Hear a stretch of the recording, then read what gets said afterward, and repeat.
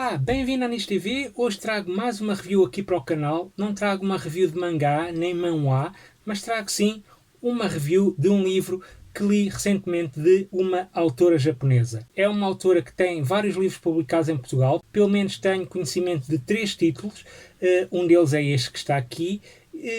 Nunca me tinha despertado a curiosidade para ler os títulos dela, apesar de, penso que em 2022, a Relógio d'Água ter lançado um dos livros dela e foi assim um bocado hype aqui em Portugal e lá fora também, mas mesmo assim não me conseguiu despertar a curiosidade. No fim de semana passado estava em casa da minha namorada e ela disse-me que tinha, em conversa, disse-me que tinha este livro e eu não esperei 2 vezes e comecei a lê-lo e já o terminei. É também um livrinho pequenino, mas antes de começar a falar sobre esse livro, peço para se registarem no canal, darem um like e depois deixarem um comentário se já leram este livro, se já leram algum livro desta autora, se têm por hábito ler livros de autores japoneses, ou só leem mangá, ou só leem fanzines, que também é uma das secções que eu tenho aqui no canal e que muita gente tem-me felicitado por trazer este tipo de conteúdo para aqui para a Nish TV, mas digam-me tudo então aqui nos comentários. E já agora também convido-vos a visitar o site do Clube Otaku, que já lá está esta review deste livrinho que eu aqui vou falar, bem como outras notícias dedicadas ao anime e ao mangá e cultura japonesa. Visitem também a Mimi Records, uma editora digital que disponibiliza gratuitamente música feita por japoneses e portugueses dos mais variados estilos musicais, e na segunda-feira foi lançado finalmente a edição 300 em 2 formatos, formato digital, portanto basta ir ao site da Mimi Records fazerem download dos temas, ou se gostarem de ter a edição em formato físico, e neste caso em formato cassete, é visitarem a editora sueca Mimikase, porque foram eles que lançaram a edição em cassete, que é a edição 300 da Mimi, uma split tape, portanto uma cassete dividida. De um lado tem a artista japonesa Linda Bjaula, o nome artístico dela, o nome oficial é Izumi Suzuki, e o lado B foi todo feito por Moamem. Também, de vez em quando, gosto de fazer música, apesar de não ser nenhum entendido em música, nem pauta sei ler. Mas isso são outras conversas que poderemos também ter aqui um dia no canal da Nish TV. Dito isto, e já me alonguei demasiado, vou-vos mostrar então o livro que li nestes últimos dias. Foi este A Magia dos Números, da autora Yoko Ogawa, uma autora, como disse, já tem 3 ou 4 títulos editados, pelo menos lembro-me de 2 com este 3, portanto, Hotel Iris e A Polícia da Memória, que era este livro que eu estava a falar há pouco, no início, que houve assim um certo hype, que é um livro lançado pela Relógio d'Água. Este Magia dos Números foi um livro que me surpreendeu imenso por vários motivos. Primeiro, porque não conhecia a escrita da autora e fiquei logo fascinado ao ler as primeiras páginas. É uma escrita muito calma, muito bonita, muito poética, e depois sobre um tema que eu estava assim um bocado indeciso se iria ou não continuar a ler este livro, mas prendeu-me quase logo às primeiras páginas.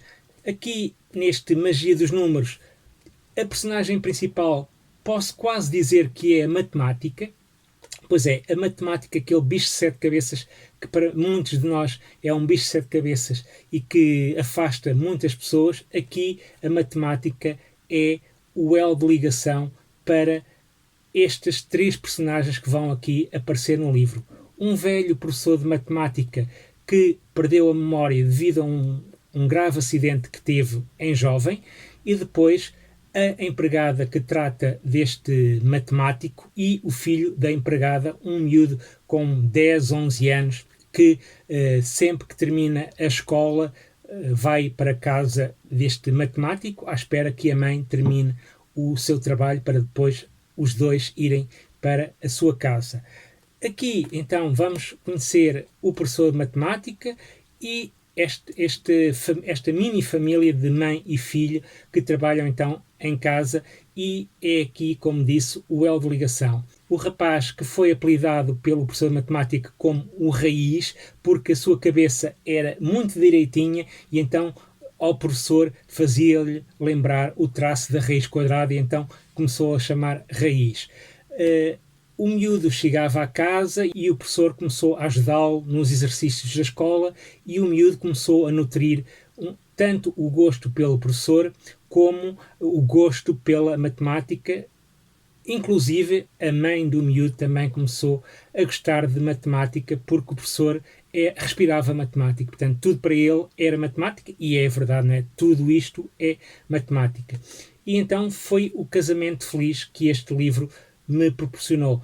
Uma coisa que eu não estava à espera, como disse, foi a matemática tornar este livro bem bonito, e depois há outro elo de ligação, e aqui que para mim foi uma mais-valia também, porque apesar de não conhecer muito sobre a história do beisebol japonês, um desporto que é muito praticado no Japão, até poderei talvez dizer que é quase o desporto nacional, devido à influência dos americanos na Segunda Guerra Mundial, o desporto, neste caso o beisebol, dizia eu, também é um ponto de união para este professor de matemática e para a criança. E então o livro vai se desenvolvendo e vai mostrando como é que esta amizade, como é que este amor vai crescendo nestas três pessoas. É um livro, como disse, muito belo, com um ritmo bastante lento, um ritmo quase que eu diria tipicamente japonês.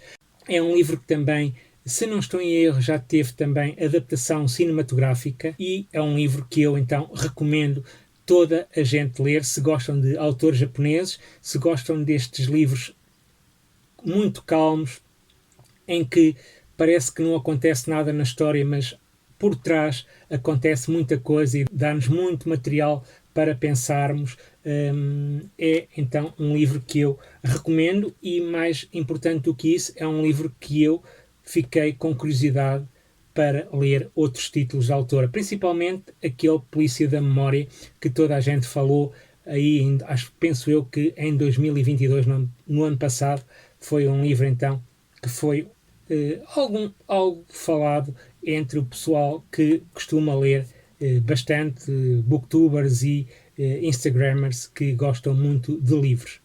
Por isso, é uma recomendação que eu deixo aqui para vocês. É um ótimo livro para ler agora nesta altura do verão. Como veem, é um livro muito fininho, são 214 páginas, por isso leem isto em 2-3 dias, se estiverem em plenas férias.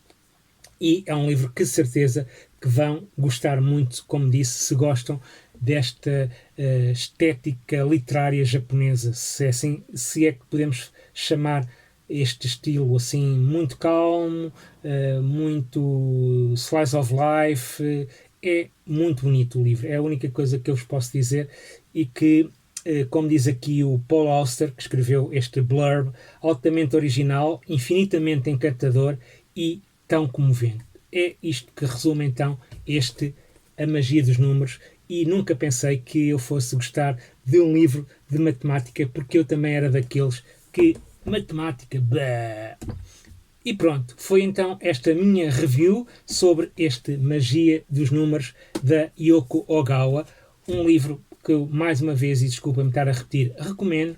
É mais uma autora que eu fiquei a conhecer, apesar de já a conhecer por ver os livros nas livrarias, por já ver sites a falarem dela, mas nunca tinha tido a curiosidade, e agora só quero ler os outros, pelo menos os outros 2 livros que já saíram dela. Sayonara, e leiam autores japoneses.